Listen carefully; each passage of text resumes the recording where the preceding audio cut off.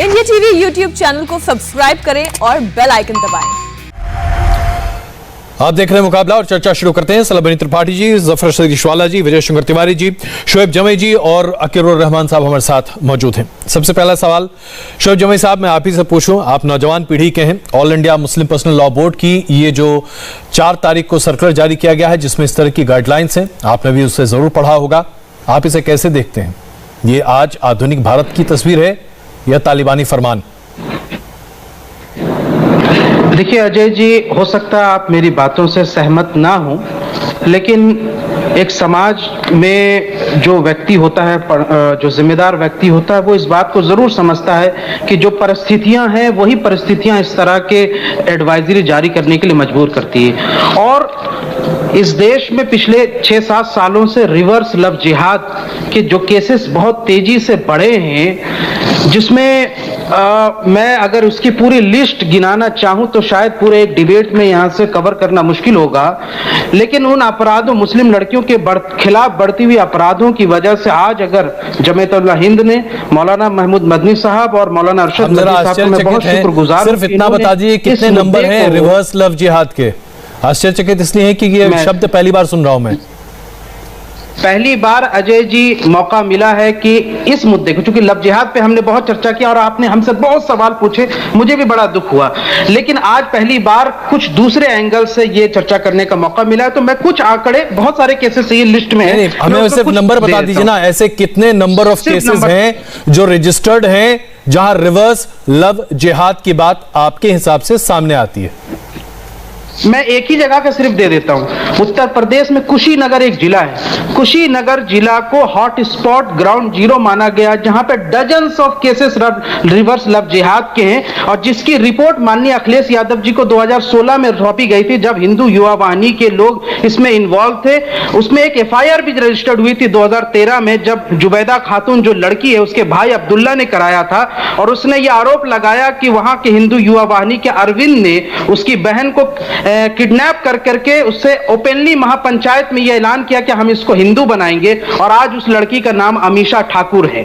दूसरा हम दे देते हैं, हिंदू जागरण मंच ने अनाउंस किया कि 2100 मुस्लिम लड़कियों पर बहुत बड़े आरोप लगाए हैं, और आप कहते हैं कि अखिलेश यादव को आपने ये दिया था, लेकिन उसके बाद 5 साल की एक और सरकार भी है। सलम त्रिपाठी जी इसका जवाब दे रहे हैं। सलम जी, रिवर्स लव जिहाद मैं तो पहली बार सुन रहा हूं, आप शायद पहले जानते होंगे बड़े अच्छे से। 20 सेकंड जी, आ रहा हूं सर, आपने सवाल उठाया, उसका जवाब सरकार के पक्ष से मिल रहा है, इतना इत्मीनान तो रखिए ना। पहली बार मौका मिला है जी। बरेली में एक अभी आया है हालिया जमई साहब, आपने अपनी बात सामने रखी, अपने आप एग्जाम्पल दिया, अब जरा रुक जाइए ना, थामिए सर जी।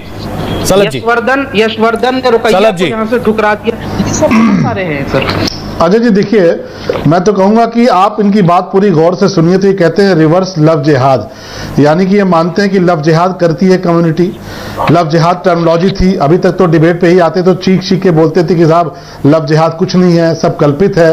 तो लव जिहाद को एक तरह से स्वीकृति इन्होंने दी है, और ये बड़ा स्पष्ट हो गया है कि बहुत प्री प्लान तरीके से लोग लव जिहाद करते थे। दूसरी बात कि जब आप ये पूरी खबर पढ़ रहे थे तो कई बार, अरे सुनिए भाई सुनिए, बेचैन मत होइए, जब आप ये पूरी खबर पढ़ रहे थे तो ऐसा प्रतीत हो रहा था कि हम हिंदुस्तान में नहीं बैठे हैं, बल्कि जो अफगानिस्तान जो हमारा एक मुल्क है जहां पर एक सोच वहां पर हावी हो रही है, हम तालिबानी फरमान सुन रहे हैं। लड़कियों को स्कूल मत जाने दो, लड़कियों को मोबाइल मत रखने दो, लड़कियों को दोस्ती मत करने दो। अरे हिंदुस्तान है, किसी शरीयत से नहीं चलता, ये लॉ से चलता है, और हम कानून से चलाएंगे। आपने कभी मुंह उठाकर ये नहीं कहा कि 3 तलाक का विरोध करेंगे, क्योंकि आपकी औकात नहीं थी, आप शरीयत को मानने वाले लोग हैं। आपने हलाला को लेकर कभी कोई आवाज नहीं उठाई, आपने लव जिहाद को लेकर कभी कोई आवाज नहीं उठाई, और आप धर्मांतरण को बढ़ावा दे रहे हैं। आप इस बात को कहकर आप ये कह रहे हैं कि जो मुस्लिम युवक हैं वो किसी गैर मुस्लिम से शादी नहीं करें, इसका मतलब मुस्लिम में हिंदू लड़की को आप पहले मुसलमान बनाएंगे, उसके बाद उससे निकाह करेंगे। तो आप तो हाई कोर्ट ने जब ऑर्डर दिया है और ये कहा है कि सिर्फ शादी के लिए धर्मांतरण करना गलत है, आप उसको बढ़ावा दे रहे हैं। तो पहली बात तो समझ लीजिए, अखिलेश यादव जी की सरकार नहीं है जिनके पास आप गुहार लगाते गए थे। अभी आप बता रहे थे ना कि अखिलेश यादव जी के पास गए थे, योगी आदित्यनाथ। धीरज रखिए, जवाब मिल रहा है। कानून का पालन करना भी जानते हैं, कानून का पालन करना भी जानते हैं, यहाँ पे कोई शरीयत वरीयत नहीं चलेगी। चलिए, तलाक भी चला गया, हलाला भी जाने शरीयत वाला है, नहीं है, और शरीयत आपका जो कानून नहीं है। शरीयत अतिकुर रहमान तो साहब से बंद करके रख ली। अतिकुर रहमान साहब से इसका एक टिप्पणी ले लूं इस पर। अतिकुर रहमान साहब, all India Muslim personal law board का ये जो 4 तारीख का जो पूरा प्रेस रिलीज है, इसको पढ़कर बहुत सारी दुविधाएं मन में उत्पन्न हो गई। आप ही बताइए इसमें से कितना सही है आधुनिक हिंदुस्तान के लिए? अजय साहब, बड़े दुख की बात है कि आज all India Muslim personal law board ने हमारी तमाम उन कोशिशों को। अजय साहब, मेरी ऑडियो में काफी डिस्टर्बेंस आ रहा है। हाँ, लेकिन आप बोलिए, अब आपकी आवाज ठीक हो गई सर। ओके। तमाम हमारी जो सूफी कल्चर की जितनी भी कोशिशें थी, आज उन्होंने नाकामयाब करने की कोशिश की है।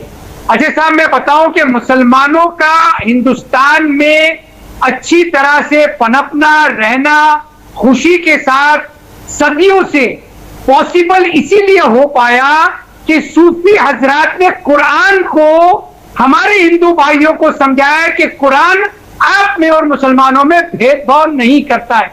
और ये बुनियाद रही अजय साहब, हिंदू मुसलमान गंगा जमनी तहजीब, इसके अलावा ना हिंदुओं का चारा है हिंदुस्तान में और ना मुसलमानों का चारा है हिंदुस्तान में। ये हमारा प्यारा मुल्क सिर्फ उसी बुनियाद के ऊपर जिंदा है। चाहे कहीं से भी कोशिश हो अजय साहब, चाहे हिंदुत्ववादी कोशिशें हो या all India Muslim personal law board की कोशिश हो, लेकिन ये गंगा जमनी तहजीब इनको नाकामयाब करके रहेगी, क्योंकि कुरान इसकी इजाजत नहीं देता है। अजय साहब, मेरे पास 25 आयतें मेरे सामने रखी हुई हैं, जहां पर ये बात पिन पॉइंटेडली कुरान बता रहा है। अल्लाह ने फरमान इशू किया है प्रॉफेट मोहम्मद को कि खबरदार, अगर आपने धर्म के बिना पे भेदभाव किया, अगर भेदभाव कोई होगा अजय साहब, तो वो सच्चाई और सिर्फ तुर्क की बिना पे होगा, धर्म के बिना पे नहीं होगा। बहुत बड़ी बात आपने कही। अब जरा शोएब भाई इसका एक छोटा जवाब दे दीजिए, फिर मैं विजय जी के पास चल रहा हूं। शोएब जी।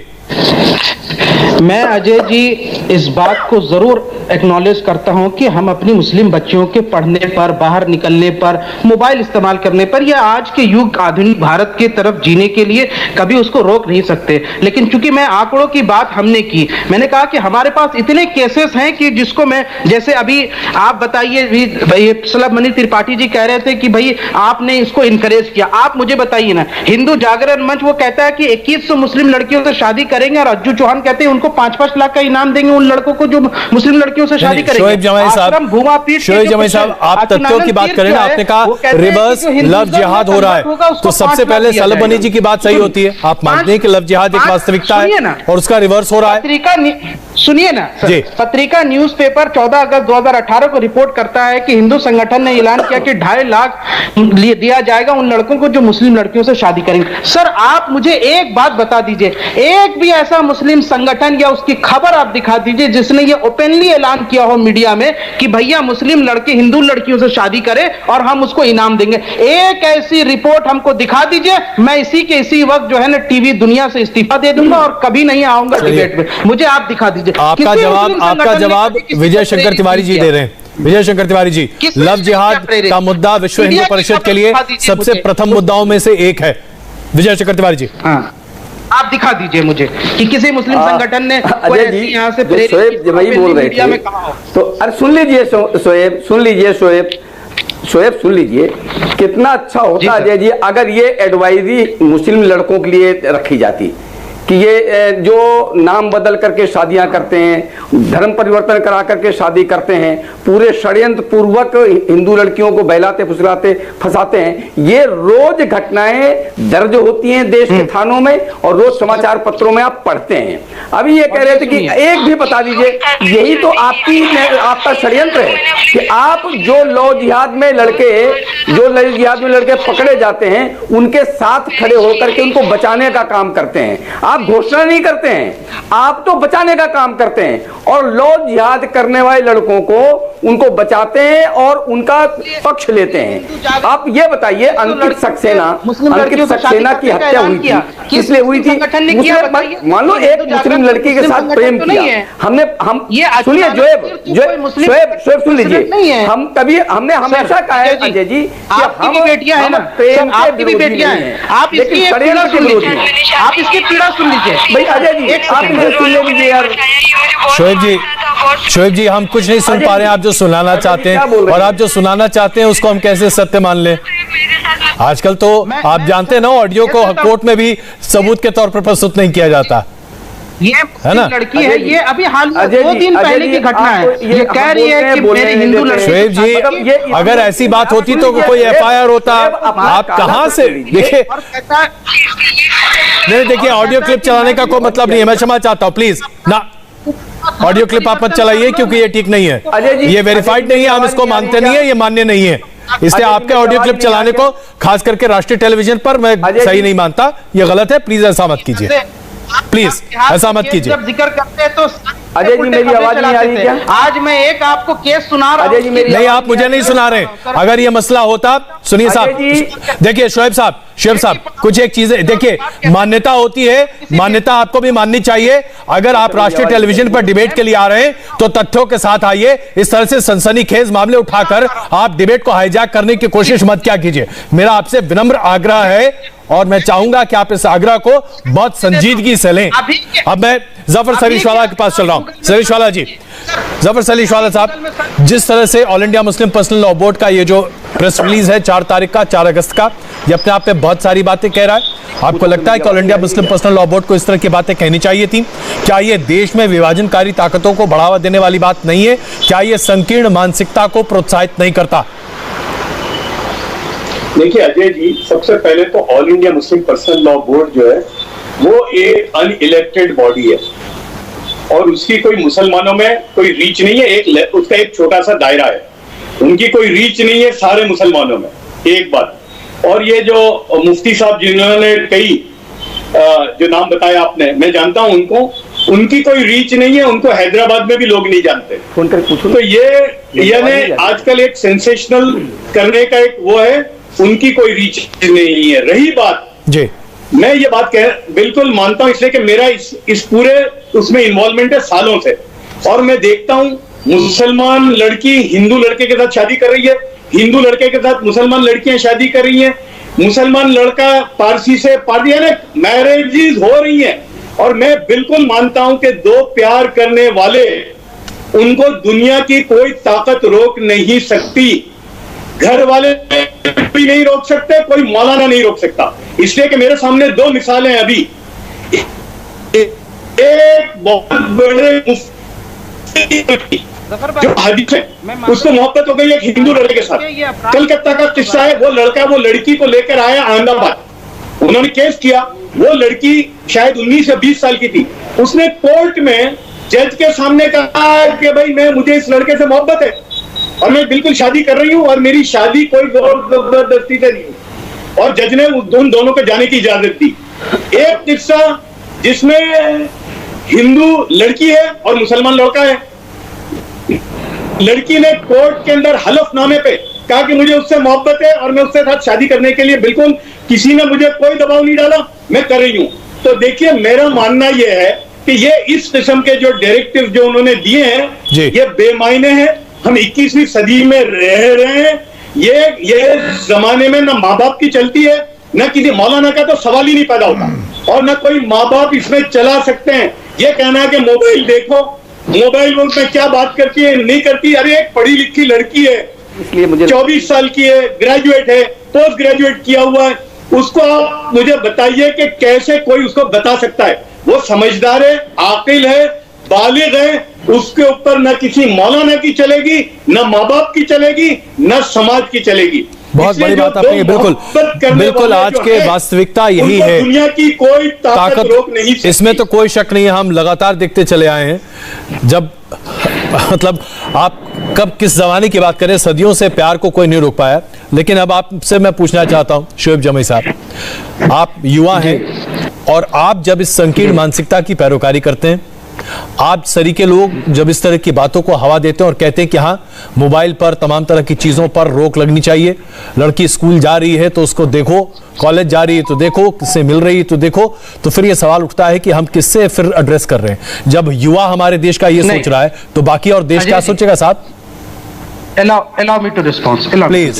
देखिए, मैंने पहले ही क्लियर कर दिया था कि कोई भी मुस्लिम स्कॉलर या कोई मौलवी हजरात इस तरह की कहते हैं कि यहाँ से मुस्लिम लड़कियों के तुम पाबंदी लगा दो कि वो घर से नहीं निकले, वो पढ़े नहीं, तो मैं इसके बिल्कुल सख्त खिलाफ हूँ। और जफर भाई ने जो बातें कही उसको मैं मानता हूँ, लेकिन देखिए, चूंकि हमारी भी बहनें, हमारी भी बेटियां, हम वो भी पढ़ती हैं, सब IAS की तैयारी कर रही हैं, कोई MBBS कर रही हैं, हमारी सब जो चचेरी बहनें हैं वो सब यहाँ से इंजीनियरिंग कर रही हैं जामिया मिलिया इस्लामिया में। तो सर, हमने नहीं रोका अपनी लड़कियों का कन, लेकिन ये चर्चा इसलिए आज हो रही है क्योंकि लव जिहाद के नाम पर बहुत परपंड रचा गया। और एक साइकोलॉजी है कि भाई आप एक तरफ के पक्ष को इतना विक्टिम शो कर दो कि जब दूसरी तरफ से मुस्लिम लड़कियों पर साजिश करके प्रताड़ित करने का मामला आए तो हम ये कह देंगे कि भैया देखो, तुम तो जब लव जिहाद हो रहा था तो तुम कुछ नहीं बोले और अब दूसरी तरफ से हो रहा तो दर्द हो रहा है। इस मानसिकता को उजागर करने के लिए ऐसी चर्चाओं की जरूरत है। और अगर आपका जवाब जफर भाई दे रहे हैं।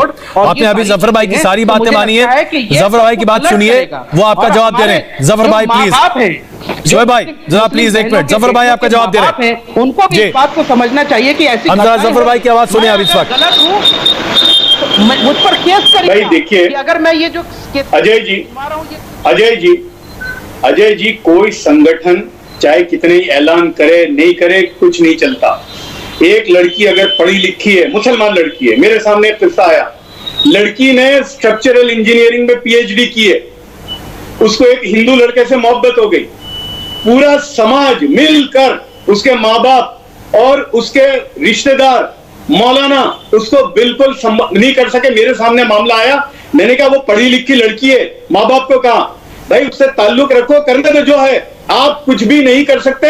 अगर आप उसको, ये जो होता है हमारे यहाँ समाज में कि भाई कट ऑफ कर देते हैं दोनों तरफ, सोशल बॉयकॉट कर लेते हैं या माँ बाप उसको छोड़ देते हैं। मैंने कहा भाई उसकी खुशी उसी में है। तो मैं बिल्कुल नहीं मानता कि एक पढ़ी लिखी लड़की है उसको कोई दुनिया की ताकत, कोई ना उसका इस तरह से कोई हाईजैक हो ही नहीं सकता।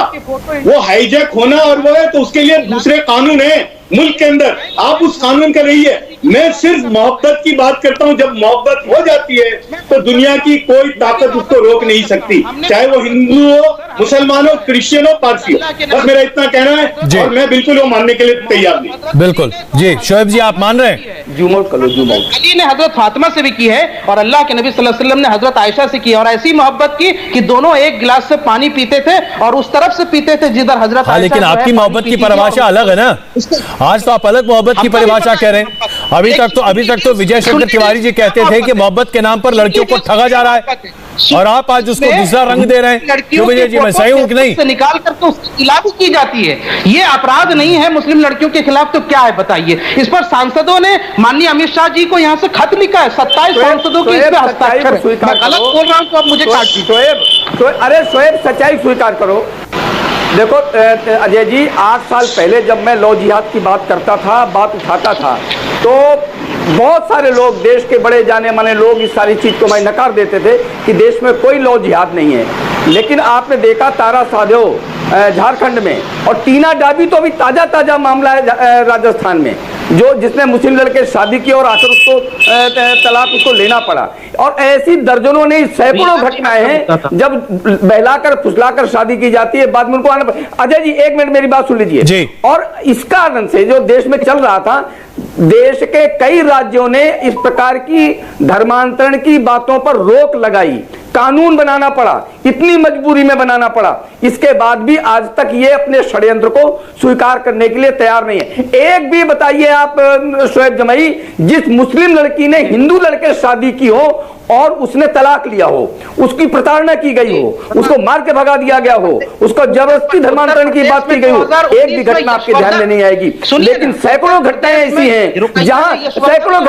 जहां हिंदू लड़कियों को बहला फुसला कर आप शादी करते हैं और उनकी प्रताड़ना करते हैं, उनको घर से निकलना पड़ता है, उनको भगा दिया जाता है, उनको तलाक दिया जाता है। ये घटनाएं हैं। का मामला याद है आपको? यशवर्धन और रुकैया का मामला याद है? और सुनिए 2 दर्जन घटनाएं कानपुर में एक साथ और एक नहीं, कलकत्ता मिल जाएंगी, आगरा में मिल जाएंगी, अलीगढ़ में मिल जाएंगी, दिल्ली मिल जाएगी, मुंबई मिल जाएंगी। देश का कोई नगर नहीं है शोएब जमाई जहां पर इस प्रकार की लौ जिहाद की घटनाएं नहीं होती हैं। बहला फुसला कर यशवर्धन ने उससे शादी की और उसके बाद 3 महीने के बाद प्रताड़ित करके तलाक दे दिया। सर मैं तो आपसे चर्चा किया था, आप भी थे उस डिबेट में। सिर्फ यही नहीं है, ये क्या जुबैदा खातून का मुद्दा क्या है? जुबैदा खातून को अमीषा ठाकुर क्यों बनाया गया? जुबैदा खातून को अमीषा ठाकुर बनाया गया, उसकी एफआईआर दर्ज है 2013 में कुशीनगर में। कुशीनगर के सुपरिटेंडेंट ऑफ पुलिस से जाकर पूछ लीजिए कि उनकी 2013 में एफआईआर दर्ज है या नहीं है। अब्दुल्ला ने कराई अपनी बहन जुबैदा खातून को एफआईआर दिखाइए, एफआईआर दिखाइए, पूछिए मत, मैंने दिखा, आप प्रमाण बता रहे हैं तो बताइए। अब बताइए, आप माफ सुनिए शोएब भाई, ये हजारों घटनाओं के बीच में एक घटना बता करके इन सारे लोग जिहाद की घटनाओं को आप दबा नहीं सकते हैं। चलिए इसी पर शलभ मनी जी, धर्मांतरण कानून को अमली जामा पहनाने में योगी सरकार ने काफी पहल बड़ी दिखाई। अगर रिवर्स लव जिहाद नाम की कोई चीज है जिसकी जो सच्चाई है, जैसा कि शोएब जमाई मानते हैं, तो आपको लगता है फिर तो बड़ी मुश्किल हो जाएगी। खास करके धर्मांतरण कानून का किस तरह से बेजा इस्तेमाल किया जा सकता है, यह भी सामने आएगा। धर्मांतरण कानून पर भी सवाल खड़े होंगे। शलभ मनी त्रिपाठी जी, देखिए अजय जी, अभी इलाहाबाद हाईकोर्ट ने एक ऑर्डर दिया और ये कहा कि सिर्फ निकाह के लिए धर्म परिवर्तन कराना अवैध है। ये वही आदेश कोर्ट ने दिया जो नियम कानून हम लेकर आए। उत्तर प्रदेश में हमने कानून बनाया और उस कानून में कहीं भी हिंदू, मुस्लिम, सिख, ईसाई किसी का जिक्र नहीं है। सिर्फ ये है कि केवल अगर आप गलत मकसद से धर्मांतरण कराते हैं तो आपके खिलाफ कार्रवाई होगी। क्या all India Muslim personal law board इस धर्मांतरण कानून के पक्ष में आया? क्योंकि उसमें कहीं हिंदू खिलाफ नहीं लिखा था, मुसलमान खिलाफ नहीं लिखा था, सिख या ईसाई खिलाफ नहीं लिखा था। उसमें यह लिखा था कि आप अगर गलत मकसद से, छद्म नाम से बहला फुसलाकर किसी को धर्मांतरित करते हैं तो आपके खिलाफ कार्रवाई होगी। तो इसका तो समर्थन होना चाहिए था, लेकिन all India Muslim personal law board उसके खिलाफ गया। क्यों? क्योंकि ये सारे कृत्य इनकी तरफ से हो रहे थे। और देखिए, आइडियल अप्रोच बहुत है कि नहीं साहब कुछ नहीं, प्यार है, मोहब्बत है, लेकिन पूरी दुनिया में क्या हो रहा है? पाकिस्तान में क्या हो रहा है? बगल का हमारा मुल्क है, पाकिस्तान में हिंदू लड़कियों के साथ क्या हो रहा है? ईसाई महिलाओं, ईसाई लड़कियों के साथ क्या हो रहा है? तो ये बताने की आवश्यकता नहीं कि कौन सी ऐसी सोच है जो इस तरफ से चलती है और ये सारे कृत्य करती है। रही बात, अभी इन्होंने जो जमई साहब है उन्होंने बता दिया कि उसके पीछे मानसिकता क्या है, कि लव जिहाद को लेकर तमाम सारे जो प्रमाण इनके खिलाफ मिल रहे हैं, तमाम सारे जो सबूत इनके खिलाफ मिल रहे हैं, उसका एक काउंटर नैरेटिव सेट करने के लिए इन्होंने एक मुद्दा छेड़ा। लेकिन मैं तो सिर्फ इतना कहूंगा कि जो लोग बहुत अच्छी अच्छी बातें कर रहे हैं, बहुत मर्यादा की बातें कर रहे हैं, वो निकिता तोमर के परिवार वालों से कितने लोग मिलने गए? जिस निकिता तोमर को सिर्फ इसलिए बीच राह पर गोली मार दी गई क्योंकि वो मुस्लिम नहीं बनी, उसने धर्मांतरण करने से मना कर दिया, उसको बीच चौराहे पर गोली मारी गई। ये तमाम सारी बड़ी बड़ी और अच्छी अच्छी बातें करने वाले लोग क्यों नहीं गए? क्यों नहीं ये कहा कि हाँ उसके खिलाफ कार्रवाई होनी चाहिए जिन्होंने ये कहा? तो जब इस तरह की घटनाएं आती हैं, चाहे वो पाकिस्तान में हो, चाहे वो हिंदुस्तान में निकिता तोमर की घटना हो, तो ये बहुत अच्छी अच्छी बातें करने वाले गायब हो जाते हैं, तब इनको सन्नाटा छा जाता है। लेकिन जब हम धर्मांतरण के खिलाफ कानून लेकर आते हैं तो इनकी पेट में मरण उठती है, इनके पेट में दर्द होता है। लेकिन आप बहुत स्पष्ट समझ लीजिए, उत्तर प्रदेश की योगी आदित्यनाथ जी की सरकार ने नियम कानून लागू कर दिया है। यहाँ आपका कोई खेल नहीं चलने वाला, यहाँ आपका कोई भी रणनीति नहीं चलने वाली, आपकी कोई साजिश नहीं चलने वाली। 69% लव जिहाद के मामलों में कमी आई है। अच्छा शलभ जी, शोएब जमाई साहब गारंटी चाहते हैं और अतीकुर रहमान साहब कुछ कहना चाहते हैं, लेकिन शोएब जमाई साहब गारंटी किस बात की चाहते हैं साहब? किस बात की गारंटी चाहिए आपको? दे दीजिए रुपया यहाँ से इंसाफ मिलेगा, जुबैदा को इंसाफ मिलेगा। सरकार में इंसाफ सरकार देती है, इंसाफ कोर्ट देती है? अरे बहन, अरे प्रशासन चाहेगी तो उसको इंसाफ मिल जाएगा। साहब आप तो व्हील को ही रीइन्वेंट कर रहे हैं। मैंने आप चाहते हैं कि एग्जीक्यूटिव आप जुडिशरी के कामकाज में दखल दे। आप योगी सरकार से या किसी भी सरकार से गारंटी चाहते हैं कि जो ज्यादतियां हुई हैं तथाकथित तौर पर, उसमें बिना जांच किए हुए, बिना कोर्ट के प्रोसीडिंग के सरकार इंसाफ दे दे। ये कौन सी गारंटी है सर? अजय जी, आगे आना चाहिए, प्रशासन को चार्जशीट दाखिल करना चाहिए, एफआईआर दर्ज करना चाहिए। वही नहीं हो रहा है, मेरा दिल रो रहा है सर, मुस्लिम बहनों की पीड़ा समझे। मैं आज उनके गुजारिश करता हूं माननीय मुख्यमंत्री। चलिए, आप बिल्कुल सही कह रहे हैं, आपका दिल रो रहा है। विजय जी, दिल रो रहा है शोएब साहब का। मैं ये कह रहा हूं, ये बताएं कि अंकित सक्सेना, ध्रुव त्यागी, राहुल आदर्श नगर, ऐसी जो घटनाएं हुई हैं, इनकी हत्याएं की गई हैं जिहादियों के द्वारा, आखिर क्यों की हुई थी? इन्होंने मुस्लिम लड़कियों से प्यार किया और वो लोग शादी करना चाहते थे, इसके बाद वो हत्या कर दी। यानी लड़की अगर मना कर देगी मुस्लिम लड़कों को शादी करने से तो लड़की की हत्या कर देंगे, और अगर लड़का शादी करना चाहेगा हिंदू मुस्लिम लड़की से तो ये उसकी हत्या कर देंगे। यानी ये इनकी सोच ये है। बिल्कुल। अब जरा अतुर रहमान साहब आप कुछ कहना चाह रहे थे, प्लीज रहमान साहब। जी देखिए, जो रूढ़िवादी सोच है ये दोनों तरफ है, और हमको अगर एक बहस करना है पूरी तरह से इसके ऊपर तो हमको कहीं ना कहीं रोक दोनों पर लगाना होगी। जो विजय शंकर की बात कर रहे हैं, जो त्रिपाठी जी बात कर रहे हैं, इन लोगों के बातों में भी, इन लोगों के आकलन में भी कहीं ना कहीं रूढ़िवादी सोच है, तब जाके ये मामले अदालत तक पहुंचे। और जब अदालत तक पहुंचते हैं ये मामले अजय जी, तो आप भी जानते हैं लड़कियां ये मेरी मर्जी। यहाँ पर सवाल ये है, अगर त्रिपाठी जी इन सब चीजों को उजागर करना। आपकी आवाज चली गई इस बीच में। सलभ मनी जी, आप इसका जवाब देना चाहेंगे? रूढ़िवादी सोच का प्रतिनिधित्व आप कर रहे हैं, यानी कि भारतीय जनता पार्टी कर रही है। अजय जी देखिए, अभी मैं सुन रहा था ये जो शोएब जमई साहब कह रहे थे कि इनका दिल रो रहा है। साहब, दिल तो हजारों सालों से, सैकड़ों सालों से रोया है, जब लोगों ने जौहर करते हुए इस दुनिया में देखा है कि महिलाएं कैसे अपनी अस्मिता बचाने के लिए, कैसे अपना सम्मान बचाने के लिए आग के कुंड में कूद जाती थी। कौन कराता था धर्म परिवर्तन, कौन कराता था अत्याचार? और आज भी जो मैं कह रहा हूं वो हजारों साल, सैकड़ों साल से जो चलता आया है। ये ठीक है कि आइडियल बातें करना बहुत अच्छा होता है, कोट पहन के और सारी चीजें, लेकिन आज जो पाकिस्तान में हो रहा है, आज जो अफगानिस्तान में हो रहा है, ये सोच उत्तर प्रदेश और भारत में नहीं पनपने वाली। भारत में रूल ऑफ लॉ है। आप भारत में शरीयत कानून लागू नहीं कर पाएंगे। आप अगर इतने प्रोग्रेसिव थे तो ट्रिपल तलाक को लेकर आपने क्या किया? आपने हलाला को लेकर क्या किया? आप ट्रिपल तलाक के पक्ष में खड़े रहे। एक पन्ने की शरीयत से आप औरत की जिंदगी तय करते रहे। आज भी आप हलाला हटाने को तैयार नहीं है, आप उसके खिलाफ बोलने को तैयार नहीं है। तो ठीक है, रूल ऑफ लॉ है हिंदुस्तान में। आपकी ये शरीयत की जो पुस्तक है, इसको बंद करके तहखाने में डाल दीजिए, क्योंकि अब ये शरीयत की पुस्तक आपकी चलने वाली नहीं है। ये आपके अलाउद्दीन खिलजी का दौर नहीं है, औरंगजेब का दौर नहीं है, ये नरेंद्र मोदी जी का दौर है, योगी आदित्यनाथ जी का दौर है। यहाँ पर अब कोई बहन अपनी इज्जत बचाने के लिए हवन कुंड में नहीं कूदेगी, बल्कि आपको जेल की सड़कों में भेजेंगे जो ऐसी सोच के लोग हों, चाहे वो मुस्लिम बहने हो चाहे हिंदू बहने हो। आप देखिए, सबको इंसाफ मिला। ट्रिपल तलाक को लेकर जो कार्रवाई हुई है, उसके बाद मुस्लिम बहनों को जितना सम्मान मिला, उनके हक की बात जो की गई, आप देखिए उसके बाद क्या हुआ। तमाम सारे आप जैसे जो रूढ़िवादी लोग, मैं जरा ज़कीर रहमान साहब को इसमें शामिल करूं। रहमान साहब, आप कह रहे हैं कि ये जो संकीर्ण मानसिकता है, ये मानसिकता हिंदुओं में बहुत ज्यादा प्रेवलेंट है। आप ये साबित करना चाहते हैं? क्योंकि देखिए, कई राज्य ऐसे हैं जिन्होंने कन्वर्शन लॉज पास भी किए हैं, बहुत सारे राज्य इस पर विचार भी कर रहे हैं, यहां तक कि उत्तराखंड में भी इस पर विचार करने की बात कही जा रही है, क्योंकि इसे एक बहुत बड़ी समस्या के तौर पर देखा जा रहा है। लव जिहाद एक वास्तविकता के तौर पर पूरे देश में सामने है। जी अजय जी, बिल्कुल नहीं। देखिए, जैसा कि जफर साहब ने भी इससे पहले कहा कि अगर दो युवक अपने मैरिजेबल एज के अंदर जो कुछ भी करना चाहते हैं, क्या मजाल मेरी, क्या मजाल आपकी, क्या मजाल किसी भी रूढ़िवादी सोच की कि उनको रोक सके। और ये चीजें कोर्ट में भी साबित हुई हैं। मैं ये पूछना चाह रहा था उस वक्त त्रिपाठी जी से कि ये सारे मामले आखिर जो लव के मामले हैं, जो युवक और युवती चाहते हैं कि वो एक संसार अपना अलग से बनाए, वो ये इस हद तक क्यों पहुंचते हैं जब स्पेशल मैरिजेस एक्ट है? अजय जी, छोटा सा हम लोगों को, और ये इलाहाबाद हाईकोर्ट की जो दवाई दे रहे हैं, इसी इलाहाबाद हाईकोर्ट ने इसके ऊपर एक रूलिंग दी थी 2019 के अंदर कि स्पेशल मैरिज एक्ट के अंदर जो 1 महीने का नोटिस है, ये सारी फसाद की जड़ है।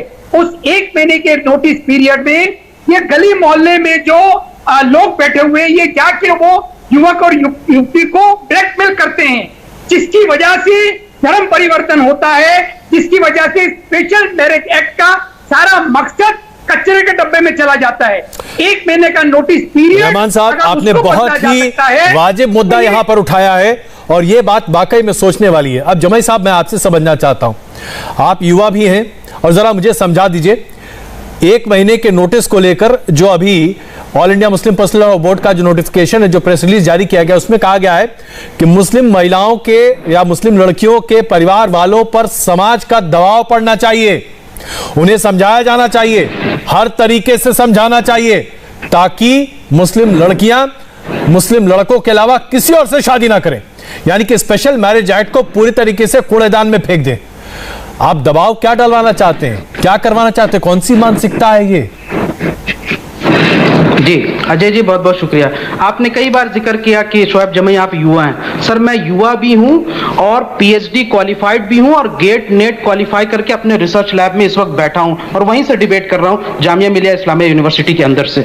सर, मैं पढ़ा लिखा हूं जरूर, लेकिन सर मैं अंधा नहीं हूं। मैंने देखा है चीजों को, सच्चाई को समझा है। मैंने कहा किसी भी रूढ़िवादी मुस्लिम समाज में जो मौलवी साहब होते हैं वो ऐसे फरमान जारी करते हैं कि लड़कियों को बंद कर दो, उसको पढ़ाई मत कराओ। इसके मैं तो खिलाफ, मैं खुद मुस्लिम लड़कियों के पढ़ाई के लिए फाउंडेशन चलाता हूं, इंडिया मुस्लिम फाउंडेशन के। लेकिन आप इस बात का समर्थन भी कर रहे हैं ना सर, उसके आप कह रहे हैं ना कि मुस्लिम लड़कियों को मुस्लिम लड़कों से ही शादी करनी चाहिए। मैं सही हूं गलत हो बता दीजिए। पढ़ाई के लिए कैंप लगाए जाते हैं। आप पूछिए ना, तालीम और तरबियत, जफर सरेसवाला साहब, क्या मैं तालीम और तरबियत का समर्थन नहीं करता हूं? ये खुद यहां से करते हैं, मैं जफर भाई से कई बार मिलता रहता हूं। तो मेरी सोच ऐसी नहीं है कोई रूढ़िवादी, लेकिन मैंने कहा कि आज के राष्ट्रीय पटल में चर्चा का जब विषय होता है तो यह भी चर्चा होना चाहिए जो मुस्लिम लड़कियों के खिलाफ। जफर भाई आपका जवाब दे रहे हैं। जफर साहब प्लीज, जफर साहब जवाब दे रहे हैं आप। मैं दो बातें कहना चाहता हूं ना सरकार। एक तो ये कि कन्वर्जन जो है इस्लाम में, किसी भी तरह से इस्लामिक ज्यूरिस्प्रूडेंस में किसी भी किस्म का कन्वर्जन अंडर ड्यूरेस या किसी लालच या किसी और वजह से वो बिल्कुल नाजायज है, गुनाह है, इट इज अ ग्रेव सिन। दूसरी बात, मैं ये बीजेपी के स्पोक्स पर्सन साहब को कहना चाहता हूं कि उनको जो संजीदगी की मैं बात करता हूं तो आपके लिए नहीं करता, और मैं क्या हूं या नहीं हूं आप नरेंद्र मोदी या आप योगी साहब को पूछ के आइए। मैं कोट पहनता हूं, आपके लिए नहीं पहनता, समझे? तो आपको ये मेरे कोट पहनने से और मेरी संजीदगी की बात करने से अगर प्रॉब्लम होता है तो प्लीज आप मत आइए, आपका काम नहीं है। और ये इसलिए मैं, अजय जी, ये बीजेपी के जो सेकंड और थर्ड लेवल के जो स्पोक्स पर्सन आते हैं इनको मालूम भी नहीं है मोदी साहब और योगी साहब की क्या सोच है। तो मुझे ये बीजेपी के स्पोक्स पर्सन की एडवाइस की जरूरत नहीं है। आपसे ज्ञान नहीं मेरी चाहिए। क्या सोच है, ज्ञान नहीं चाहिए महोदय। सोच है, मैं क्या हूं, वो आप मोदी और योगी साहब को पूछ ज्ञान नहीं चाहिए। आपका नाम नहीं लिया, आप ज्ञान मत दीजिए। आपकी रसाई नहीं है, बड़े विद्वान नहीं है, इतने बड़े विद्वान है, घर में नहीं है। आपका प्रॉब्लम ये है कि आपको जो संजीदगी की बात मुसलमान करता है, आपकी प्रॉब्लम है। आपकी प्रॉब्लम ये है कि आप डिबेट पे बैठेंगे और ज्ञान देंगे और सच्चाई सुनने की आदत नहीं है आपको। जब आपको सच्चाई सुनाई जाती है तो आपको तकलीफ होती है। आप जैसे लोग खुद से ज्ञानी बनकर घूमते हैं। मुझे आपके बारे में पूछने की आवश्यकता नहीं है। आप जैसे लोग, आप मुझे ज्ञान मत दीजिए।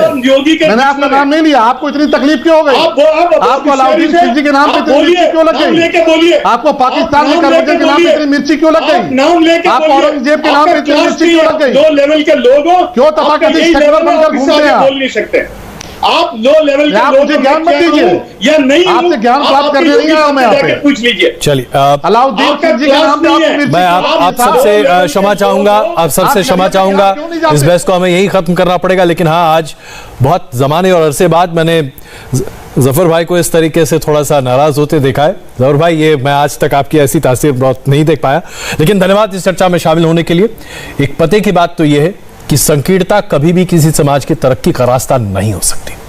All India Muslim personal law board की तरफ से 4 अगस्त को जो प्रेस रिलीज जारी किया गया, जिसमें मुस्लिम लड़कियों के तरह तरह के गाइडलाइंस की बात की गई है, यह बेहद ही बहुत ही संकीर्ण सोच है। घटिया शब्द थोड़ा ज्यादा स्ट्रांग हो जाएगा, वरना शायद उसका इस्तेमाल भी करना चाहिए। इस तरह की सोच देश को आगे नहीं बढ़ाती, देश को अंधेरे में धकेलती है। नमस्ते, मैं हूं मीनाक्षी जोशी। वीडियो और खबरों से अपडेट रहने के लिए India TV YouTube channel subscribe करें, बेल आइकन दबाना ना भूलें। जुड़े रहें इंडिया टीवी के साथ।